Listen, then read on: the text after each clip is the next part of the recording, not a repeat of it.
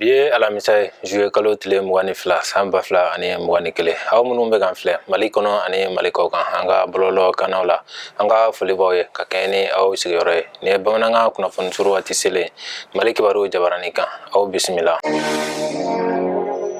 Mɔgɔ dɔ tun b'a fɛ ka dankari Faransila fanga jamana kuntigi Colonel Asimi Goita la Bamako misiriba la seliba don mɔgɔ caman ye waleya in sɛbɛkɔrɔ kɔn kunnafoniw y'a jira ko tɛgɛda kɛra sigana mɔgɔ caman kan a ko la politigimɔgɔ ani mɔgɔ minnu tɛ politigi tɔnw na u y'u ka nisɔngoya jira kosɛbɛ dansago wale min taara ka Faransila fanga jamana kuntigi Colonel Asimi Goita sɛgɛrɛ seliba kɛnɛ kan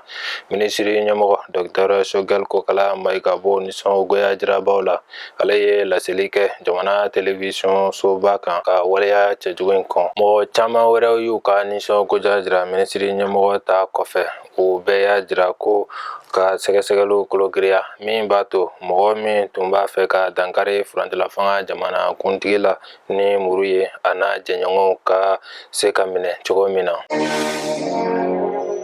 Kurun ye kasara kɛ Baya komini na mɔgɔ 23 nin tora a la seliba kɛra sangabonda sigi la Dalaba kɔrɔ Baya komini na Selenge mɔgɔ 23 nin tora a kurunko kasara la mɔgɔ 9 ɲɛnama sera ka sɔrɔ a kɛra ntɛnɛ su ka dugujɛ tarata la juillet kalo tile 20 san 2021 Maguette ye Baya komini maire ye ale ka fɔ la ntɛnɛ su ka dugujɛ tarata la u tun ye kurun ta Baya komini kɔnɔ k'u kunda Dalaba kɔrɔ kan selikɛ la tuma min na u ye mètre 500 ɲɔgɔnna kɛ u ka kurun tura jirikuru dɔ la o kɛlen mɔgɔ ja wulila mɔgɔ caman yi surun ji la yɛrɛ ɲini bolo ma mɔgɔ 30 kɔ tun bɛ kurun in kɔnɔ mɔgɔ 23 tora ji la nka magɛn sera ka mɔgɔ 9 ɲɛnama sɔrɔ k'olu labɔ ji kɔnɔ.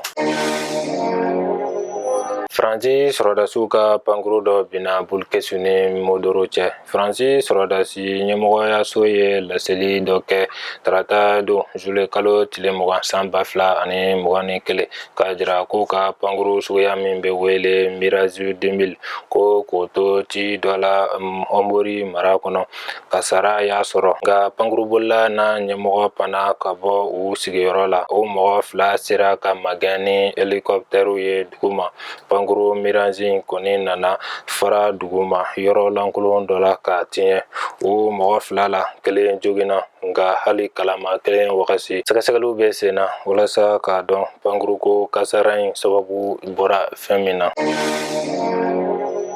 Nin de bɛ an ka bi kunnafoniw kuncɛ an b'a fɔ Ala ka bɛn ni lafiya sabati jamana kɔnɔ aw k'an bɛn wagati wɛrɛ la nin kɛnɛ kelen kan.